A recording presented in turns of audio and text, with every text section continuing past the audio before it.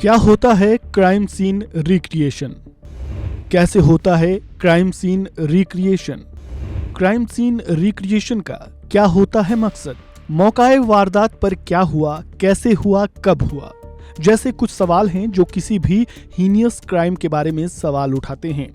और बात जब हत्या की हो तो ये सवाल न केवल लोगों के मन में कुलाचे मारता है, बल्कि पुलिस भी क्राइम सीन पर घटी एक एक सेकंड का हिसाब किताब लेना चाहती है। कानून में इसका एक हल है, वो है क्राइम सीन रिक्रिएशन। इसके जरिए पुलिस वारदात का एक एक सच जानने की कोशिश करती है और उसके आधार पर आगे की कार्रवाई करती है।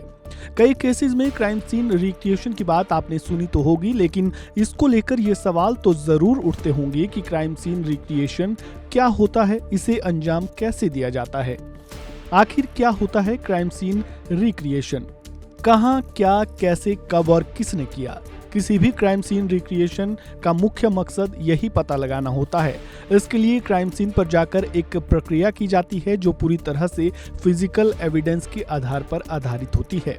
इस प्रक्रिया के जरिए मौकाए वारदात की साइंटिफिक इन्वेस्टिगेशन की जाती है, मौकाए वारदात के एविडेंसेस की डिटेलिंग ली जाती है, उसके बाद फिजिकल एविडेंस की लैब में जांच की जाती है, उसके बाद संबंधित केस से जुड़े सीक्वेंसिंग की गहराई से स्टडी की जाती है।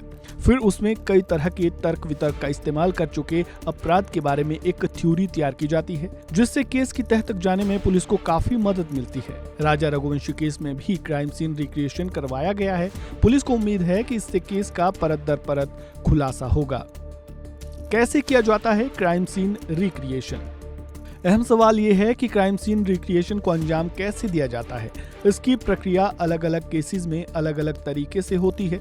राजा रघुवंशी हत्याकांड में 5 आरोपियों को घटनास्थल पर ले जाया गया था। उसी के आधार पर हम ये समझाने की कोशिश करते हैं कि क्राइम सीन रिक्रिएशन कैसे किया जाता है। अगर पीड़ित जिंदा है तो पहले उससे ही पूरी वारदात के बारे में पूछताछ की जाती है, लेकिन अगर मर्डर केस है तो या तो उसके करीबी या फिर आरोपियों से पूछताछ की जाती है। मर्डर के मामले में ज्यादातर आरोपियों को ही क्राइम सीन पर ले जाया जाता है। मौकाए वारदात पर आरोपी ले जाने के बाद उसके बताए गए स्थान की बेहद सावधानी से फोटोग्राफी और वीडियोग्राफी की जाती है। जांच टीम एक एक पहलू का बेहद बारीकी से ख्याल रखते हैं। मसलन अगर किसी को गोली मारी गई हो तो जांच टीम इस बात की जांच करता है कि किस एंगल से गोली मारी गई है। इसके लिए हर एंगल से कृत्रिम तरीके से गोली मारने की प्रक्रिया कराई जाती है। इससे ये साफ हो जाता है कि किस एंगल से गोली मारी गई होगी और वो कहां जाकर लगी होगी। फिर उसका मिलान पोस्टमार्टम की रिपोर्ट से किया जाता है। क्राइम सीन रिक्रिएशन में खून के धब्बे भी काफी अहम स्थान रखते हैं।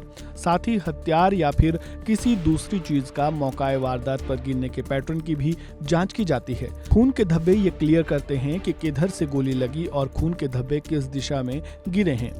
जाहिर है क्राइम को अंजाम देने के बाद आरोपी फरार हो जाते हैं। ऐसे में पैरों के निशान भी काफी अहम होते हैं। इससे इस बात का पता साफ तौर पर चल जाता है कि अगर कोई आरोपी कहता है कि वो तो मौकाए वारदात पर मौजूद ही नहीं था, लेकिन अगर उसके पैरों के निशान वहां मिल जाते हैं तो उसे भी गिरफ्तार कर लिया जाता है। क्राइम सीन रिक्रिएशन के इतिहास में मर्डर, लूटपाट, मारपीट या फिर दुष्कर्म के कई केसेस में पैरों के निशान की जांच में अहम भूमिका निभाई है।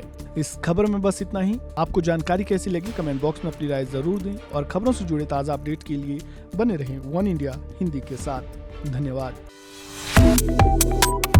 Subscribe to One India and never miss an update. Download the One India app now.